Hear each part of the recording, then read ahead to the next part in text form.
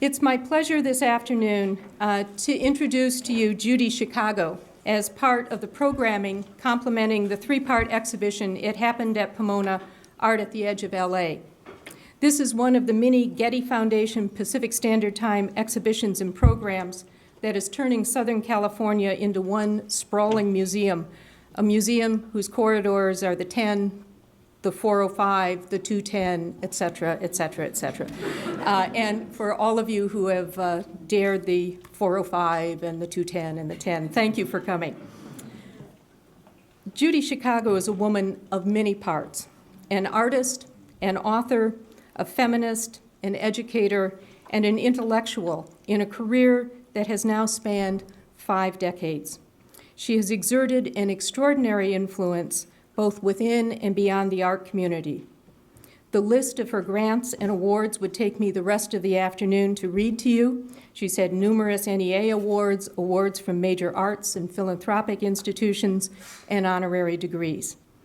She's a prolific author, beginning in 1975's Through the Flower, My Struggle as a Woman Artist, and 11 books later to last year's Frida Kahlo, Face to Face, which will be available, and Judy would be willing to sign copies in the museum after this presentation.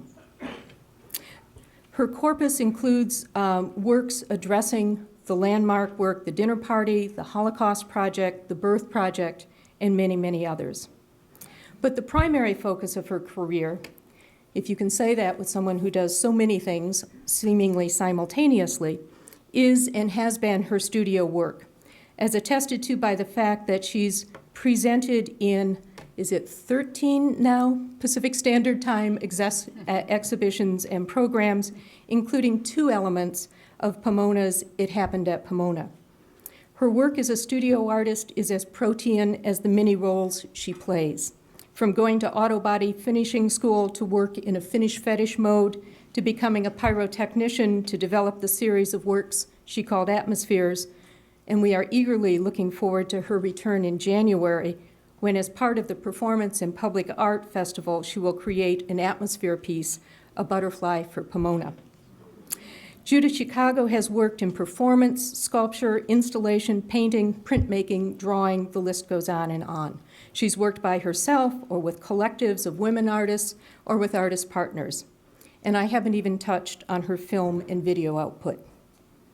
But today, this afternoon, we meet Judy Chicago, the Judy Chicago who propelled the conversation on feminist art practice and became the focus of the backlash her ideas seemed guaranteed to engender. Fortunately, all the negative response only served to confirm her readings of an essentially sexist structure in society and in the art world, and it confirmed her decision to continue the fight and set the course she's followed ever since. You can sum it up as speaking truth to power. In the early 70s, after a decade of professional art practice, Chicago pioneered feminist art and art education through a unique program for women at Cal State Fresno, an approach that she continued to develop. She then brought her program to Cal Arts, where she team taught with Miriam Shapiro, producing with their students the groundbreaking Woman House Project. This afternoon, we hear from the pre-Cal State Fresno Judy, reprising in part a lecture given at Pomona College in 1970 and giving herself the chance to answer herself back. I'm pleased to welcome Judy Chicago back to Pomona.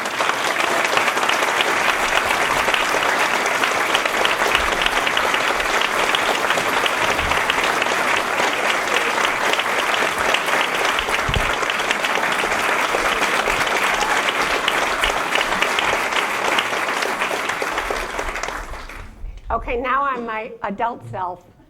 I mean, my grown-up self. I don't know. I've never really done a lecture as a performance, so we'll see, okay?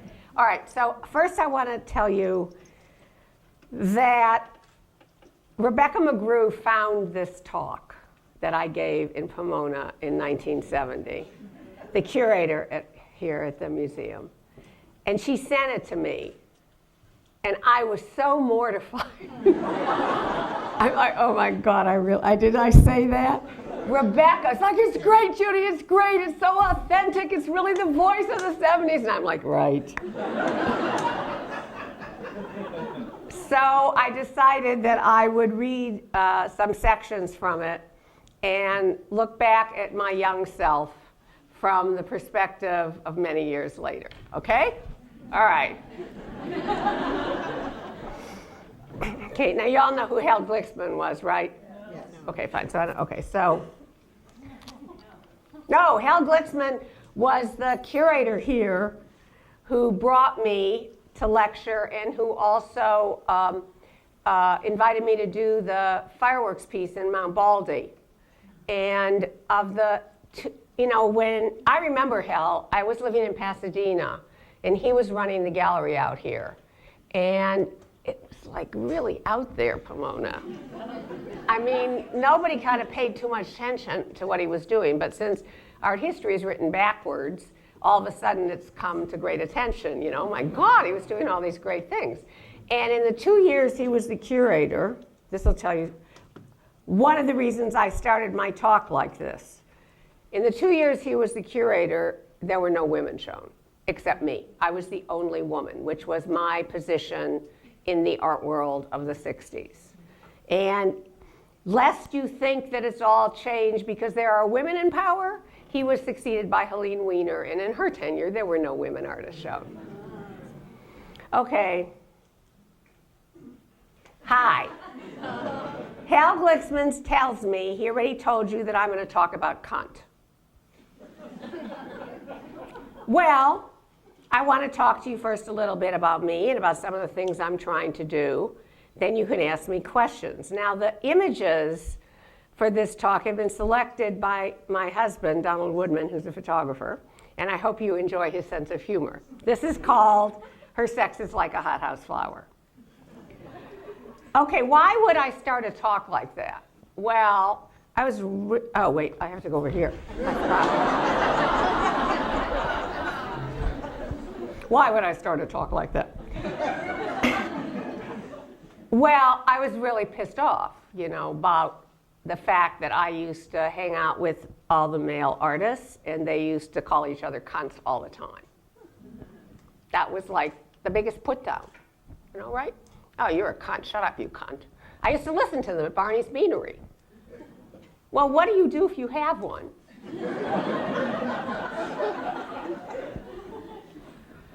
After trying to pretend for the first decade of my career that I didn't, because it was obviously not a popular thing to have or be, I had gotten fed up. And I decided that I was going to face head on this thing that I kept running into in the art world, which was my gender. I was told you can't be a woman and an artist too. The guys wouldn't look at my work because I was a woman. Irving Blum came to my studio to see my domes, and he said, and this is with me trying not to reveal anything about my gender in my work, the Venus of Willendorf. And he declined to show my work at Ferris. So I thought, okay, I can't be somebody I'm not, and I'm going to stop pretending to be somebody I'm not. And I'm going to explore what it means to be a woman. And so when I said I'm going to talk about cunt, what I meant is not in the sexual terms or issues as much as in a metaphysical way. Like, what does it mean to have a cunt? What does it mean historically? What has it meant? What does it mean physically? How does it shape one's life? And from that point, I started down the path of exploring what it means to be a woman in my work. Okay, can I have the next? Okay. I was brought up with the idea that I could do what I wanted. At the time, I didn't understand that was a fairly radical way of bringing a kid up, especially a girl. But as I became an adult, I discovered that it was pretty far out. as I often say, my parents believed in equal rights for women. That's the good news. The bad news is they didn't bother to tell me that there were a lot of people in the world who didn't agree. That's why I didn't really understand that I was going to encounter problems. Well, at least until I got to college. There were some problems that I encountered when I was growing up, but I didn't understand that they had anything to do with the fact that I was a girl. I just didn't think in those terms because I was raised to believe I could do what I wanted and be who I wanted until I was in college. Now, at that time, a lot of girls understood what I was saying because they had the same experience I did. I never encountered anyone saying anything to me overtly about the fact that I couldn't do something, or my ideas weren't valid, or my thoughts weren't important. It just never penetrated my consciousness until once when I was arguing with some guy about Hamlet. He proceeded to tell me that my ideas were obviously wrong, not because they were incorrect, but because I was a girl and didn't know what I was talking about. I was shocked. I mean, really shocked. I really didn't know how to cope with it at the time. I got outraged. But what happened was those things started to happen a lot. For a while, it didn't affect me because I had all those years of my childhood behind me of being able to do what I wanted. Okay, the image on the left is a very famous image. The guy over there who's acting as my manager was a gallery dealer named Jack Glenn, where I was having a big exhibition. And he had this idea of having me pose as a boxer as a takeoff of on all the guys and their constant posturing in their ads and posters and announcements, okay? So I thought it was pretty funny because contrary to public opinion, I'm actually not very confrontational. In fact, I'm sort of a wuss. Donald always says, my husband, he's the enforcer because I'm a chicken. So I thought it was funny. You know, it was a takeoff. It's not who I was. Everybody knew it wasn't who I was. But this is like how mythology happens, of course. At that time, Art Forum was here. And Phil Leader was the editor, and he had started a section on politics in the magazine, and he really liked the announcement. And he tried to get Jack Glenn to pay $700 to print it as a full-page ad, and Jack wouldn't spend the money. And so Phil Leader ran it anyway. And for years, when I went around the country, I'd meet male artists, and they'd say, do you want a box? Now, the thing is that it did coincide with a moment in history which has something to do with its mythology, because a lot of mythology has to do with timing. And that is that it was the moment when women artists around the country, not just me, were getting fed up. Okay, so my question in terms of the paragraph I just read is, has the situation changed or not in terms of how young women are treated? Who wants to answer it in the audience? No, it hasn't changed? Some. It's, huh? Kind of the same. Kind of the same. Oh. Contemporary take. Right. Right, it's a contemporary take. Nobody would say, they wouldn't be quite so overt now to say you couldn't be a woman and an artist too. They just not like your work. Or you wouldn't get the rewards. Or you'd have a show and nothing happens. That was a lot of my experience. I have shows. You know, people are talking now about how much recognition I'm getting now. Well, it's not my first time of getting recognition.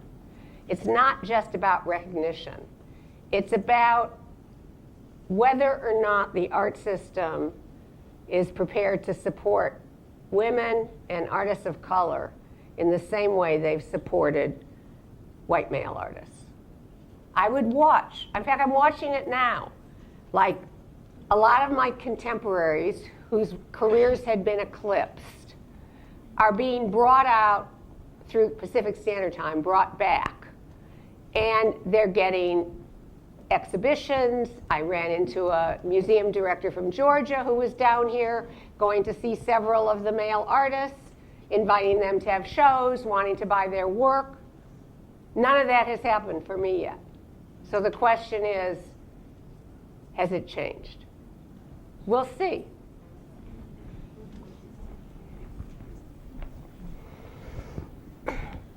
Okay. I wanted to make art from the time I was a little girl. I had no other aim in life since I was 3 years old when I started to draw. But by the time I was 21, I had developed some attitudes that a lot of young women of my generation developed. Like putting down other women and saying, I don't really like women very much, I like men better. Well, why wouldn't we like men better? Men had the power. Men got to do what they wanted. Oh, I'm sorry, I'm commenting in the wrong chair. I knew I wouldn't be well behaved. I'm trying not to stand in front of the slides. Okay, what was happening to me, which I began to understand by the early 70s, was that I was beginning to see the world as if I were a man. I was talking like a man, putting women down, saying the things that all the guys said. Women aren't very blah, blah, blah, so that I could be accepted by the guys. They were the ones I was trying to get recognition from because they were the ones that were doing things. I got into that whole trip, not recognizing that on its fundamental level it was perverted and unhealthy and destructive. I went along like that for 4 or 5 years, still thinking somehow that I could do what I wanted, despite the fact that there were no women on any level in society above the low. There were no women in Congress then. You looked at Congress, there were no women. Not that there are that many now. In fact, after Margaret Thatcher stepped down, until Angela Merkel got into power, I was starting to feel like, oh, just give me a skirt. Any skirt in the G7. I don't even care who's wearing it, as long as it's a skirt. You did it again. You talked from your adult self. Anyway, there were no women running anything. There were no women running the country. There were no women in power and administration. There were no women teaching art, and the ones who taught art in universities were looked at as unimportant. There were 2 when Hal Glicksman and I were in school together, and they both used to get put down. I mean, they were laughed at as little old ladies. Now, when I think back about that last sentence that I read about the 2 women who were at UCLA who were tenured, which was 2 more tenured women in the art department than there were again for 20 years. And the fact that I wanted nothing to do with them, I feel ashamed. Particularly since one of them, Dorothy Brown, had a collection of art by women, which I thought was very peculiar. Why would she do that? The other one, Anita Delano, had studied with John Dewey. But I wanted nothing to do with them, and yet I could have learned so much from them. But I distanced myself from women. You know, a lot of women of my generation are always griping about young women. Oh, they don't want to identify as feminists. What's wrong with them? Don't they know what we did? What we sacrificed for them? Oh, my God. I'm like, excuse me, I remember myself when I was young. You know, if I complained about the fact that I was being treated badly because I was a woman, because I had some proto-feminist consciousness, people would say to me, what are you, some kind of suffragette? I'd go, oh, my God, no, not me. Did I want to be identified with all those biddies? No. So why would young women want to be identified with us? From their point of view, we're just like that. We're the old generation. We were always griping about things and raising this issue about feminism and discrimination. I mean, hasn't it all changed?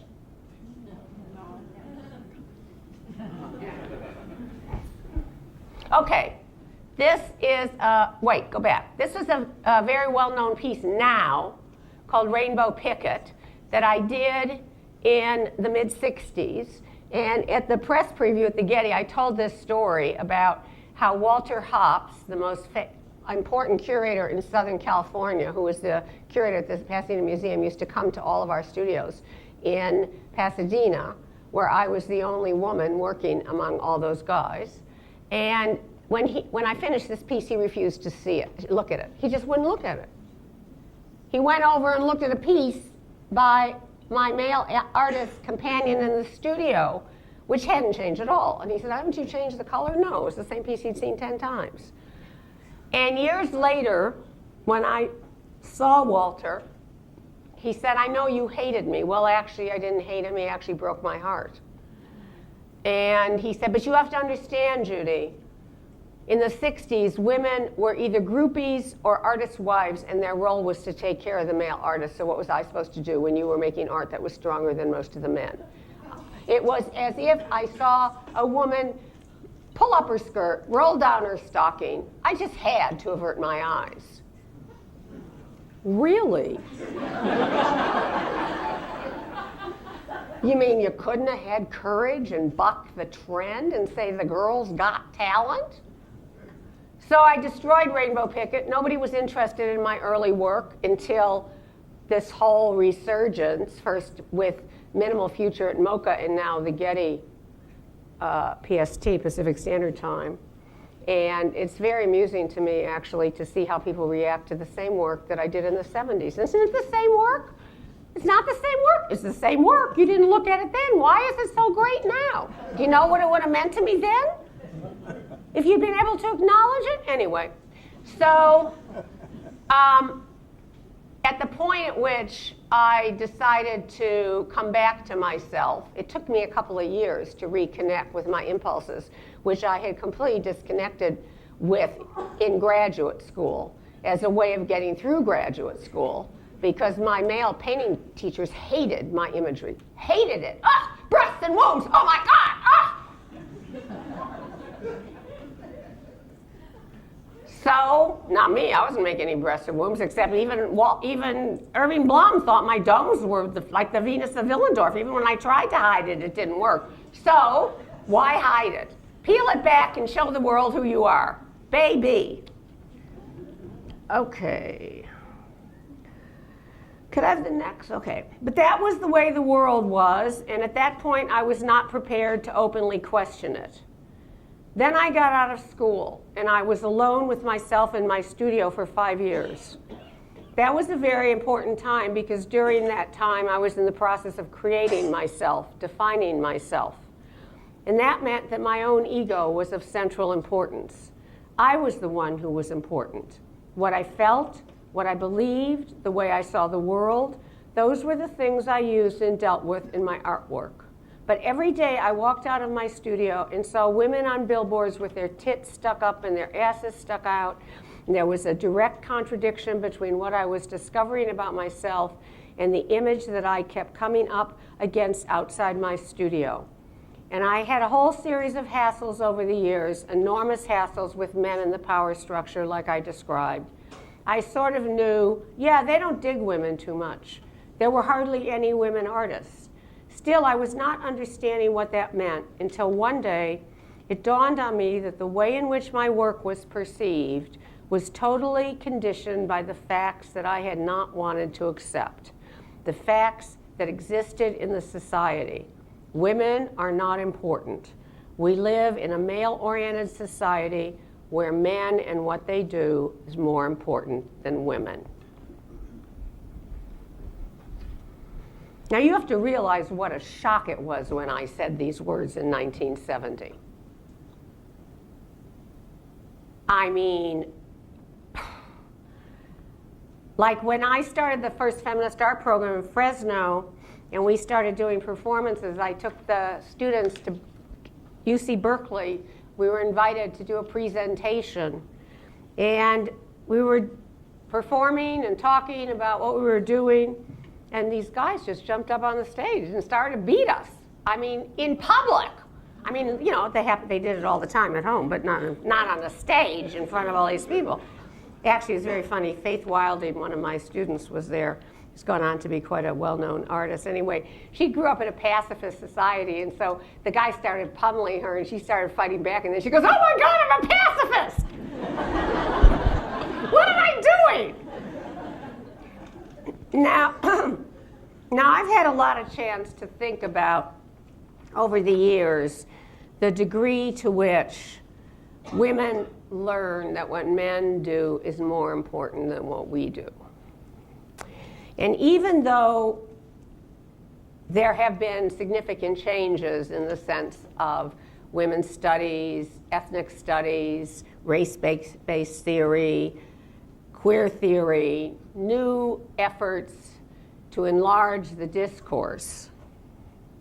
Still, most university curricula continues to be male-centered. Most art history continues to be male-centered.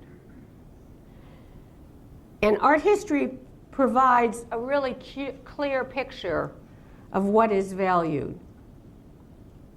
So even though there have been many changes, in my opinion, they are not nearly enough. Oh, the art.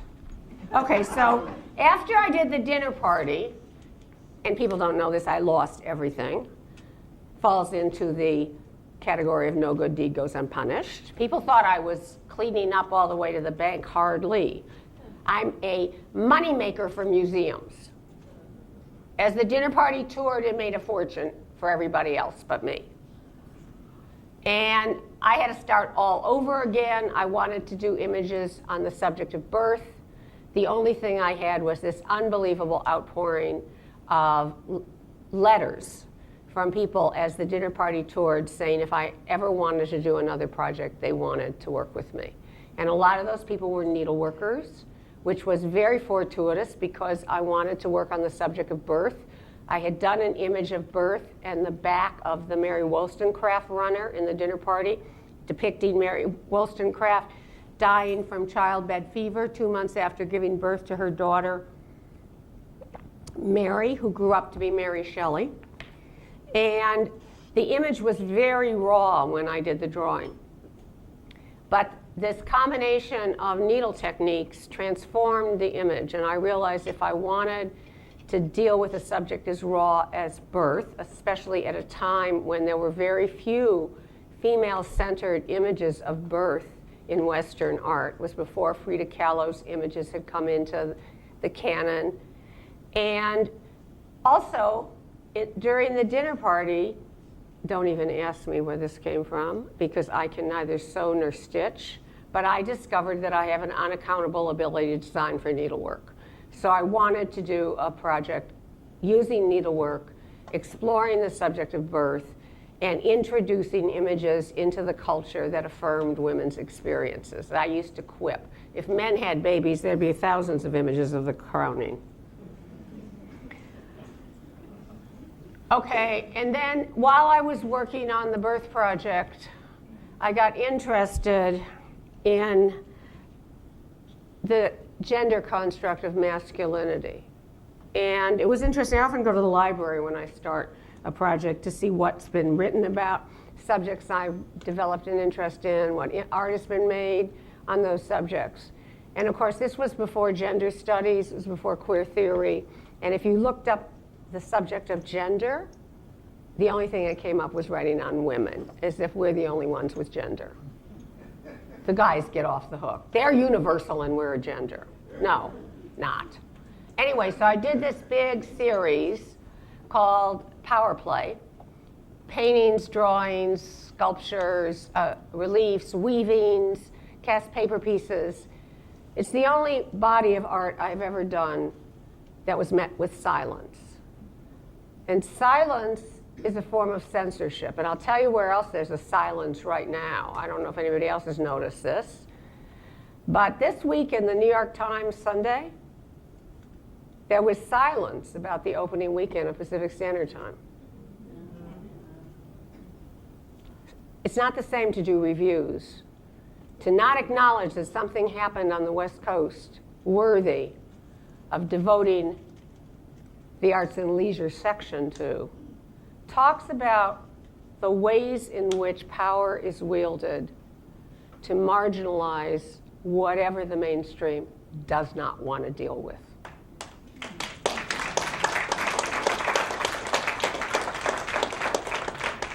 Anyway, the thing is about Power Play is that my Santa Fe gallery, David Richard, really wanted to show Power Play. And I was fine with that, but I wanted to take advantage of the fact that there is now a context for looking at the images I did, examining the construct of masculinity. And I'm really happy to say that one of the most prominent queer theorists in America, Jonathan Katz, is going to write the catalog essay. And I'm just thrilled because it's the first time that there actually is a body of theory to deal with this work. And then it's going to my New York gallery. So I'm excited about that. If you live long enough, you never know what's going to happen. Okay, so how does the fact that what women do is less important than what men do affects me? How does that affect me? Well, if I'm not important and my feelings aren't important, then how can the art I make be important? If it's only important to write about war and not important to write about childbirth, then how can I write about my experience in life, even if I haven't given birth? Actually, when I was working on the birth project, people used to say to me, how can you make images of birth if you haven't had babies? And I said, you didn't have to be crucified to paint pictures of the crucifixion, now did you?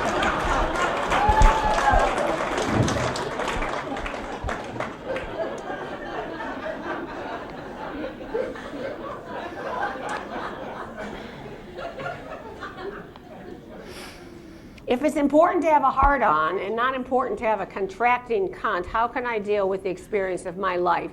And how can anybody perceive it? I come from the generation where they used to say women didn't have to have orgasms, only men had to have orgasms. Ugh. So much for science. So how can I deal with the experience of my life, and how can anybody perceive it? So that means that half of my work goes unseen. It isn't real. A man who looks at my work has no criteria for evaluating female experience, none. He has only the history of art, which is the history of white male art, and he measures in the West. And he measures my work by how it projects that same image. Now, if I'm being true to myself, it's not going to do that very well, is it? So then my choice is to make art that looks like it was made by a man. That was a compliment, you know. Oh, that's fantastic. Everybody's supposed to make art that looks like it was made by a white man. If you're black, you're not supposed to show that you're black in your work. That's a no-no. It's not supposed to show in your work that you're a woman either. That means I have to deny who I am. That's sick. That's profoundly sick. And I'm not going to do it.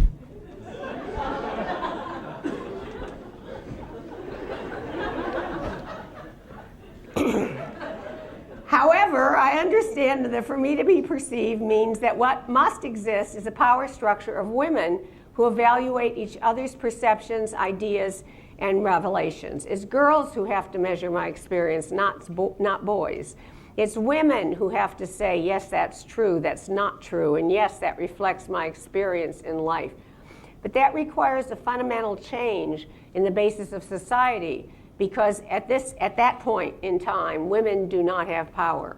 They did not have power to determine their own lives. They can only live covert lives. They can do what they want as long as nobody notices.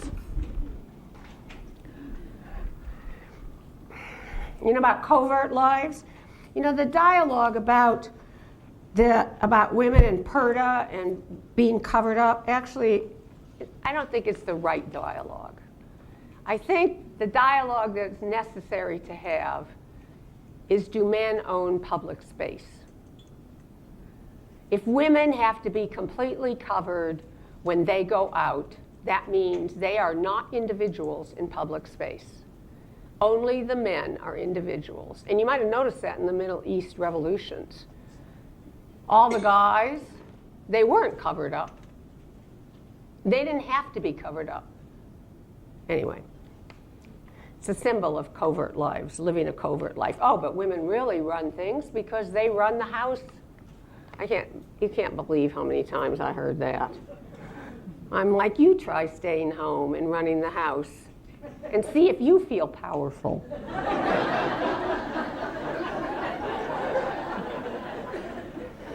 Okay, so I wrote the Cock and Cunt play when I was in Fresno with the feminist art program.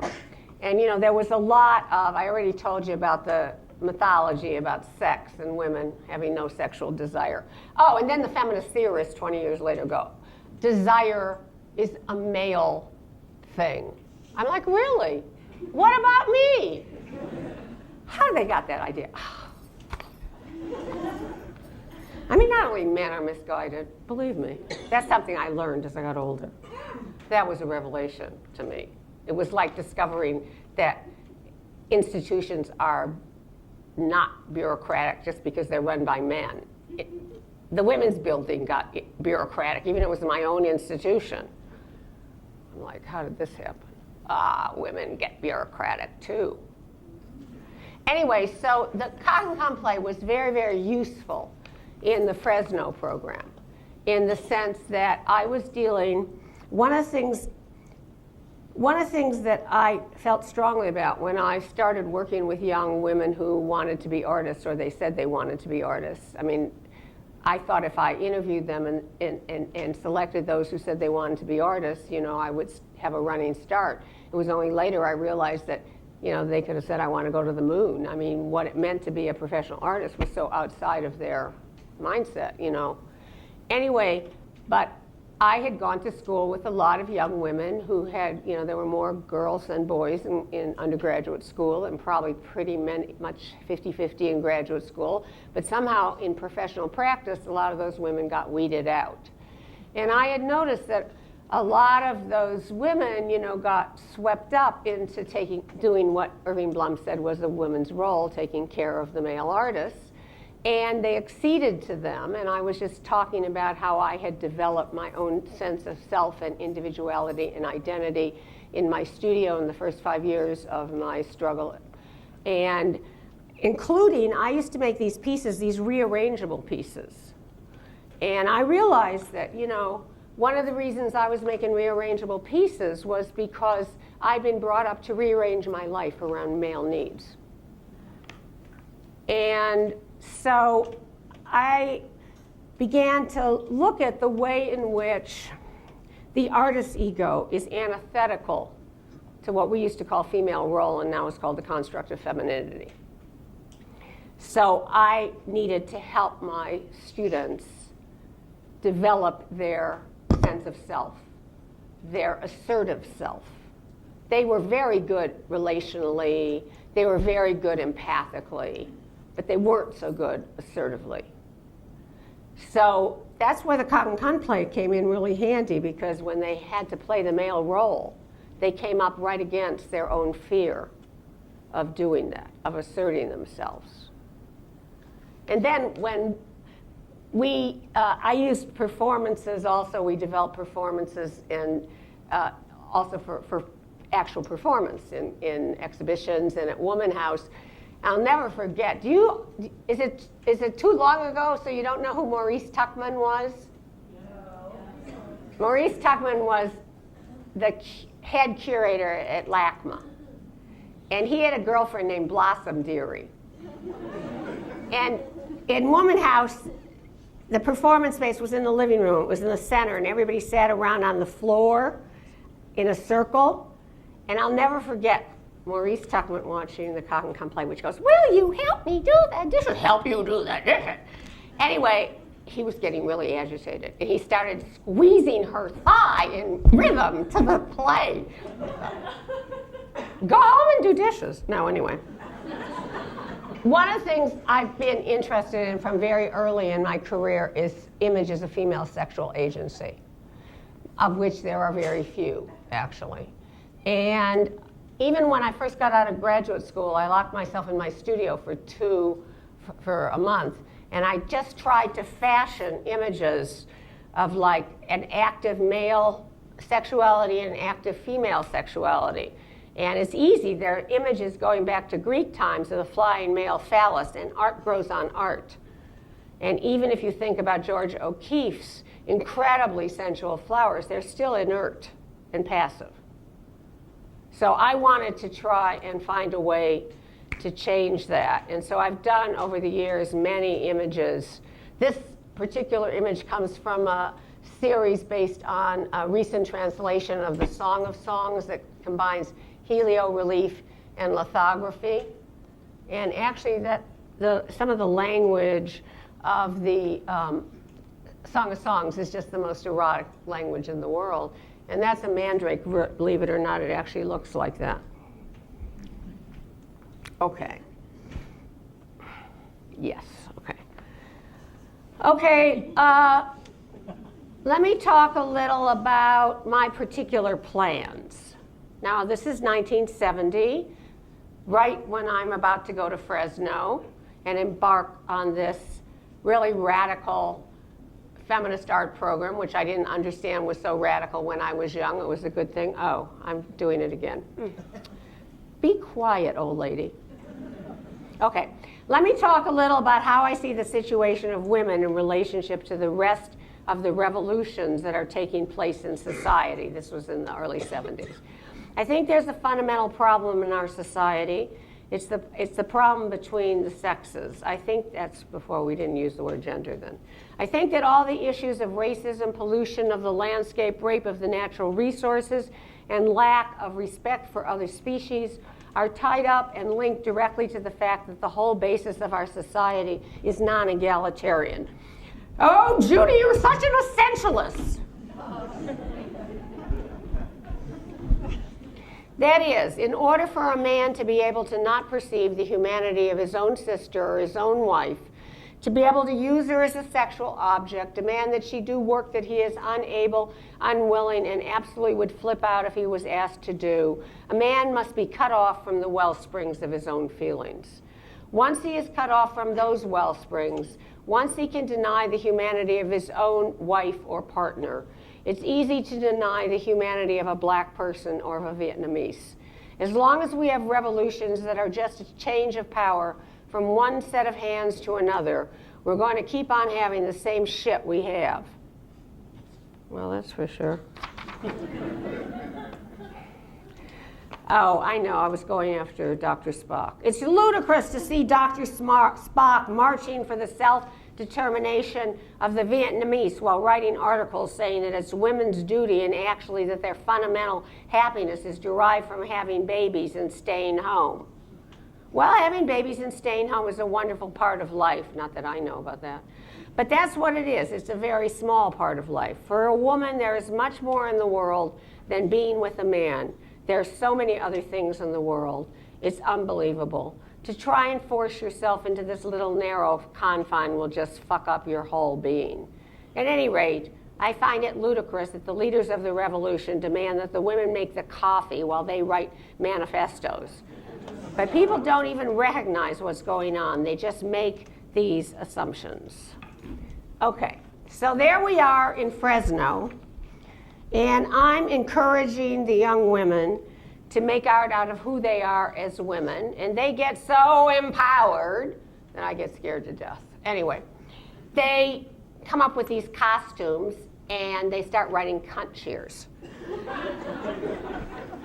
So I used to invite people to come to the studio. I invited a very famous then feminist theorist named T. Grace Atkinson to visit us, and to lecture at Fresno State. So we go to meet her at the airport with the cunt leaders. So she's getting off the plane just at the same time as a whole group of Shriners. Undeterred, the girls go, see you, see you, see you, and I'm like, oh.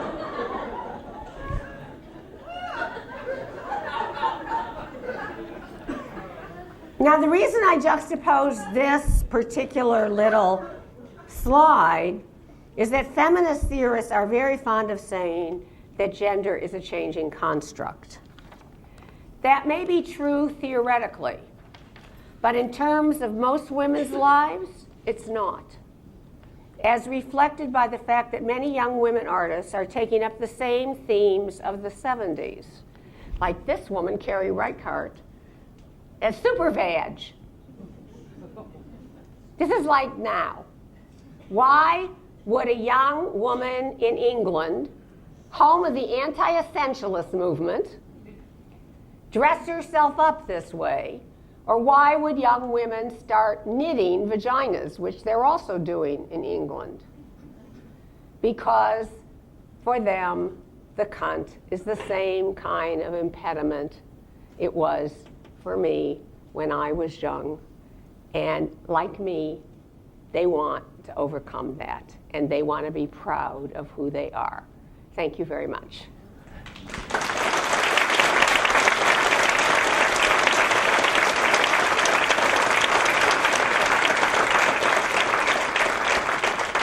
This is just going to be the background for questions. Now, in 1970, I did not accept questions from men in the audience. Let me tell you why, okay? The women never asked questions. I would do a lecture on my work, and only the men would ask questions.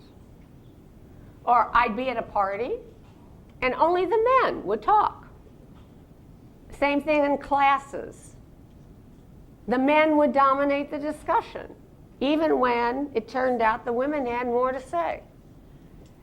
So at that time, I used a very overt strategy, just, guys, shut up, and learn to listen. That was the other thing.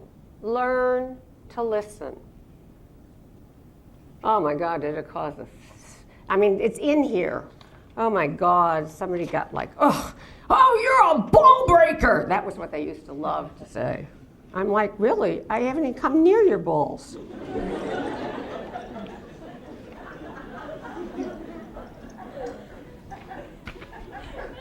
Okay, you know what I forgot to ask for? I forgot to ask for a portable mic for questions or comments. I've never done this talk before. It's all Rebecca's fault. So I'd love to know what you think. It was fantastic. Really?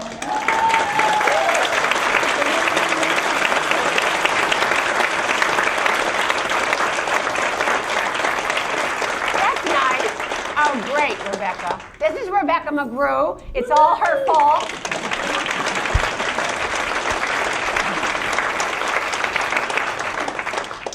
We were interviewed by Jory Finkel for the LA Times the other day, and Rebecca was talking about this lecture, and she said it had the authentic feeling of the time.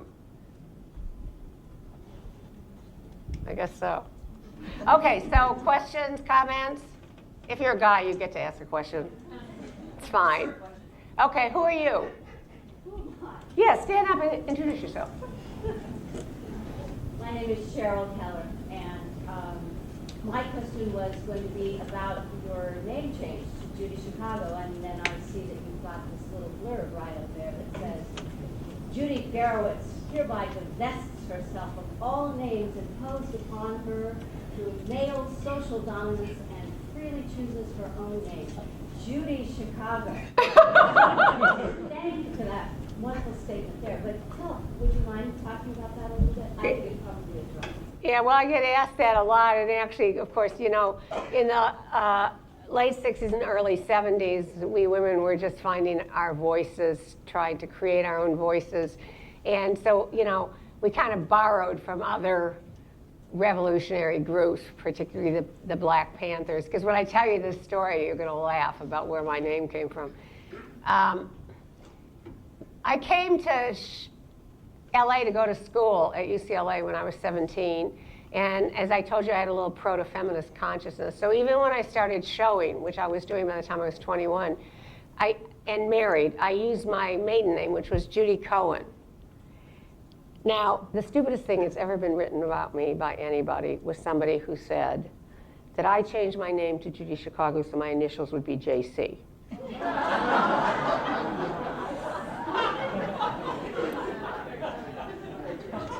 I actually changed my name away from JC and back to JC. Anyway, so I noticed there were a lot of Cohens showing in the art world around then. So, you know, I wanted to be different. So I started using my first husband's name, Jerry Garowitz's name. And when I was 23, Jerry died in a car accident. And so there I was, 23 years old, as a widow, and people would come up to me and say, I know your parents. But they weren't my parents, they were his parents. So I sort of felt like I didn't have a name. And my first dealer, Rolf Nelson, used to call me Judy Chicago.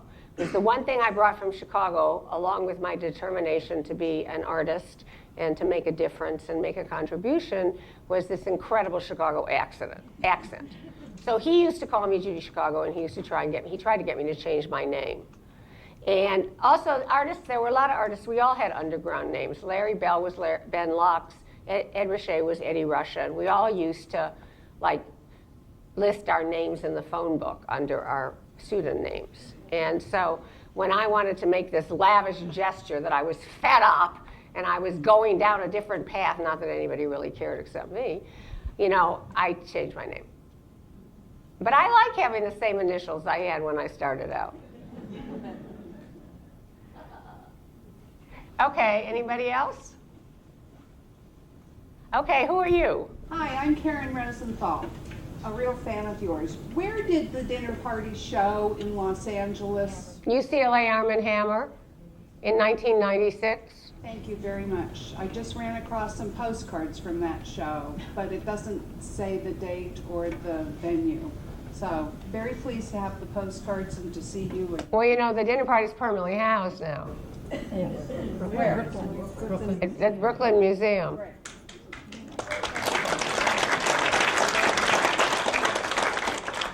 I mean, that was always my goal, because actually I was interviewed by a woman from Le Monde the other day, the French paper, and she was telling me about all these women in France and what important things they did, and within a decade or a generation, nobody knew them, and I'm sitting there listening, and I'm thinking, really? Isn't that the story the dinner party tells about repeated erasure of women's achievements? It's just that when I was working on the dinner party, I thought it was a thing of the past, and now I know it's still something of the present. And that was one of the reasons I was so determined that the dinner party be permanently housed, was so without that, it could have repeated the story of erasure. It tells, by the way, there's 2 dinner party workers here. Anna Zoll, the head of research, stand up.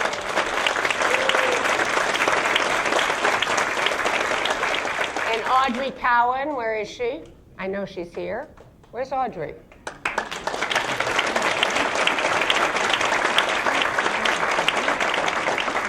Audrey and I went on to create a whole body of tapestries together over the years that she and her husband, Bob, are donating to the Museum of Art and Design, because they learned, like we all learned, about the importance of preventing the erasure of women's achievements. Yes, Anne, come on, stand up, introduce yourself. Now that I introduce you to everybody. Anna Zolda, and I felt privileged to work on the research for the dinner party project. Oh, can you hear her in the back? Probably not. Where's the... Oh. Yeah, there is a mic. Here comes Rebecca with the mic. I have to get some water.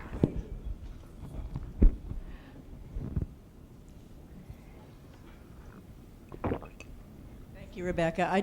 My name is Anna Zolda, and I feel privileged to have worked on the research for the dinner party project. For 3 years, it changed the gray matter in my brain. In a good way. And I just want to say that before I met Judy, I only had learned about 3 women artists after 7 years of undergraduate and graduate school. And I want to address this moment, like when we were talking in the studio about what if we don't find enough women in history to have 999 names on the heritage floor? What are we going to do? Are we going to have to make it up? And then that's one thing I'd like for you to address. And the other part is, how did you feel when we found out that information was there, but it was in secondary source books, like some great historical hoax had taken place?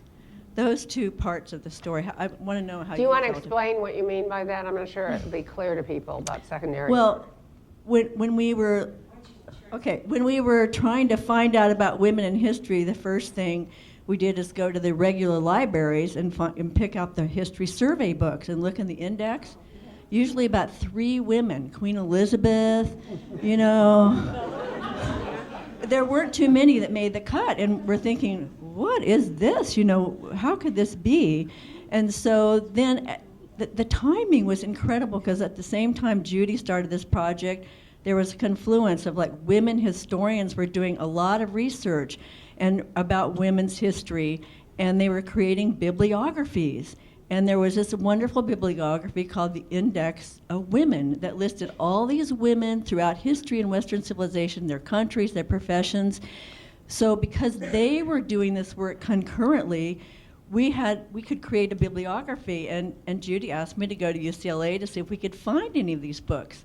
So we went over there thinking, oh God, what if there aren't very many books or we can't find them? There were so many books, I had to make 3 trips to the car that first visit. And I thought, oh my God, this is so much information. Why was it so buried? It's in all these secondary source books, not the mainstream history books. It was there. It wasn't erased. It was just sidetracked. And not only that, in these books, the way they talk about women, it's someone's daughter, someone's sister that helped them find the comets, and it's like we had all this information was so biased. We had to really read through it and reconstruct it in a positive So how do you feel fashion. about that?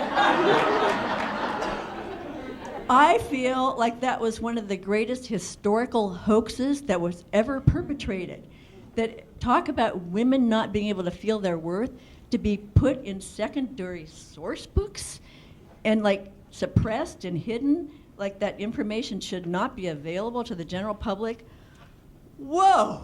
That's why working on the dinner party was such an incredible revelation and such a positive experience. It turned that whole thing on its head. You can't imagine being in that studio and to celebrate all these women's lives and talk about them and be proud of them and to feel like that's our foundation, that's our history, that's our lineage that we didn't even know we had. It's always nice. It's always nice to be asked a question that the questioner answers. I love that. It should happen more often. Well, you did a good job. I was pissed off. Who are you? Who are you? I'm Ann Price, and I may be one of the few people here who had the chance to see Woman House. Oh. And my husband and I went. He was close to Cal Arts, and it was one of the great art experiences of our lives. And now I have a chance to thank you. It's nice. It's very nice.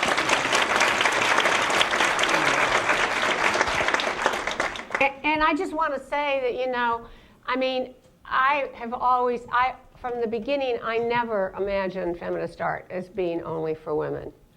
I learned a lot from men's art. I could not understand why men wouldn't want to learn from us. And there were men who learned a lot from Woman House and from a lot of this other work. Unless we are willing to take the risk to share it, how are they ever going to know? Okay, who else had there? Yes. Hi, Who are you? Nancy Berman. Oh, Nancy! I was wondering where you were. Thank you for supporting the butterfly. I hope I can come because my daughter will have her first baby on the day that... Tell her to keep her legs together, would you please? But now I know what's going to happen because of your art, right? I just want to say that I was at the Woman House, and I also was at the Skirball Museum when the director of research and some of your researchers came to talk about this new project that you were doing, the dinner party, and we're researching Judith and Esther and biblical characters and Jewish characters, and our lives have intersected on many of your artistic projects. And I want to say that while we're focusing on feminist art, you really have been a champion for all the voices. I think the rubric that you feel, that you express, that you've affirmed, that you've understood with feminism, you've carried over to, for instance, in the Holocaust Project, the multiplicity of victims, let's say. It wasn't, in the Stitch in Time, which I think is such a superb show, which really was about all human rights, and the many voices that really need salving in this world and hearing. And I think you really are someone who has affected so many people's lives in so many different ways, you know, from your methodology, your collectivity, your, you know, contribution to new knowledge. And, you know, you're really a spirit, and someone we can all be thankful came on this Southern California part of the planet. And Thank you, Thank Nancy. you. Thank you very much. Okay, how about 2 more questions, and then I think that, Rebecca, I think she had her hand up first, and then this woman. Okay, who are you? Hi, Judy. My name's Mikol Hebron. Oh, now I've scared the men to death. Nobody will ask a question. God, guys. Okay, go on. From one feminist to another, your shoes are fabulous. Thank you. I went to UCLA for undergrad and grad school as an artist and was trained in a very structuralist mode of feminism. And so your name was very contentious around With there. what? It was a contentious thing. Oh, to right, bring my up. name was shit. And for the last few years, I've been doing work very much inspired by your work and engaging in ideas of essentialist feminism and thinking that it's probably one of the riskier things to do these days in the art world. It still is, 30 I know. years later. So I'd like to know your thoughts on structuralist feminism and On Structuralist feminism? On what? the other side of feminism from essentialism. Oh, like So- post-structuralism Yeah. and anti-essentialism and all Yeah. that? Well, you know, I was very far away from it, from the academy, when feminist theory started developing, because I had this experience where the dinner party had been so successful in San Francisco, and then it became the piece that everybody wanted to see and nobody wanted to show. The museums had canceled. It had been very shocking to me. I had lost everything. I told you this, my studio, my staff, my marriage, everything. I had nothing. I was in debt. And I was trying to make sense of this. How could, I make a work of art that 100,000 people came to see in San Francisco? The museum balanced its annual budget. The bookstore sold so many products that they bought a computerized cash register. They called Judy, and I'm living in the smallest apartment and have the smallest studio I've had since I'm 21. And starting all over again. And I'm just trying to keep working as an artist, and I still have the responsibility of the dinner party, because then all these grassroots groups started organizing to tour the dinner party around the world. And meanwhile, feminist theory is developing in the academy. And by the time the dinner party was shown in 1996 at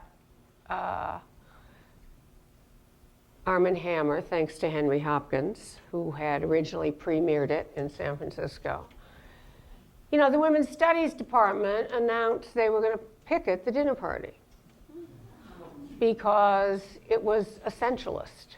It degraded women. And I'm like, how do hundreds of thousands of people all over the world know that the dinner party celebrates women? And these theorists have come to this bizarre conclusion. I think that, what was I reading? I was just reading something. I've been reading all the catalogs lately from the Pacific Standard Time, so I can't quite tell you which one. I think that, as I said before, not just men can be mistaken. I think I know what I was reading. I was reading Betty Brown's essay in the Otis book catalog about how in the 1990 whatever it was show at LA MoCA, Division of Labor that had been brought here from the Made in California show at LACMA. They had, I guess, the Woman House film playing, and she was describing how she couldn't believe the hostile comments and responses, and she was talking about fear of female power. And I think that what happened in the 70s was that we women tried to take power. We didn't exactly know how, we weren't sophisticated, It was raw, it was new, it was exciting. I mean, that's why Woman House was such a, had such an impact, because it was so exciting, it was so new. But I think there was a drawing back and a fear, because women's acquiescence is essential to the structure of patriarchal power. And so if women refuse to acquiesce, that structure will topple. So you don't get tenure by challenging patriarchal power. I think the miracle is that it didn't work. It didn't work for all those feminist theorists to try and brainwash their students into thinking I was their enemy. It just didn't work. I mean, because what happened was the same issues kept coming up for these young women, and they started looking back. It's like Rebecca reading my lecture. Who would have thought that the curator at Pomona would read that lecture and hear an authentic voice in that lecture and say, you know what? I want to hear that voice. But there was a tremendous drawing back. And women were guilty of doing that too.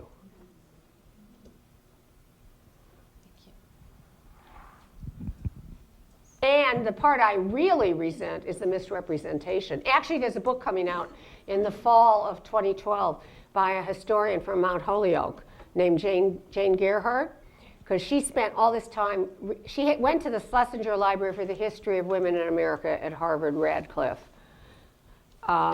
with a different book and a different project in mind. And she started reading all my archives there, and she was just completely fascinated by all this vitriol about the dinner party from the mainstream art critics, and all this vitriol about the dinner party from feminist theorists, and these piles and piles of letters from people all over the world saying seeing the dinner party had changed their lives. And so she's writing a book analyzing this. And maybe she'll make a contribution to explaining how this happened. Her book is called Straight to the Heart, Judy Chicago's Dinner Party and the Power of Popular Feminism. I mean, but there was definitely, I was a leper in the art world for a long time. And I know from young women, who were working out of their own experiences as women, they were told, your work looks like Judy Chicago and feminism is passé. They told me all about it. Okay, last question. Hi, I'm Amanda.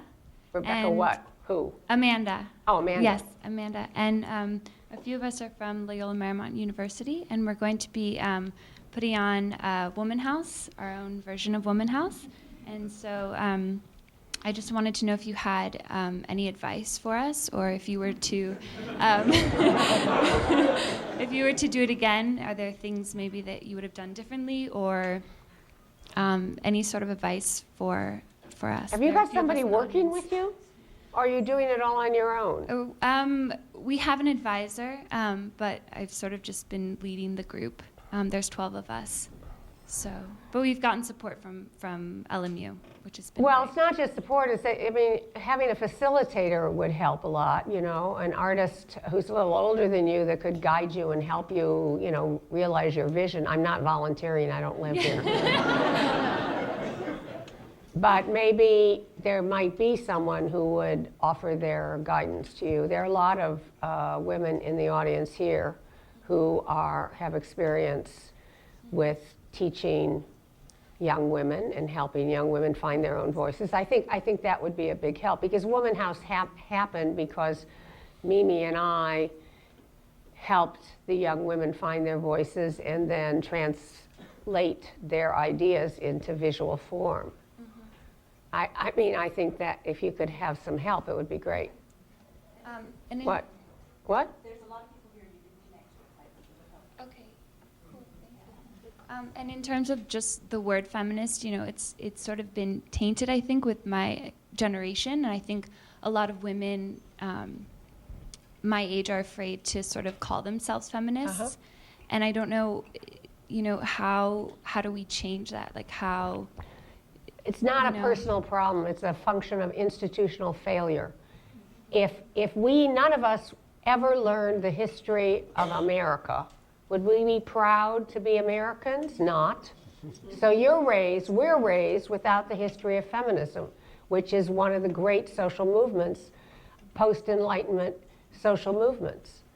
And until institutions fully integrate our history into the history they teach, we will not be proud of our history. And moreover, something I learned very recently that I didn't know, talking about silence and how silence is an instrument of oppression and censorship, there have been many men who have supported women's rights all along, starting in America at Seneca Falls. There were men at the Seneca Falls First Conference. There were men who marched with the women's suffragists, and they were ridiculed. And their history has been omitted, so that men now who feel sympathetic to the aims of feminism feel as alone as we feel, because our history has been censored too. Okay, thanks.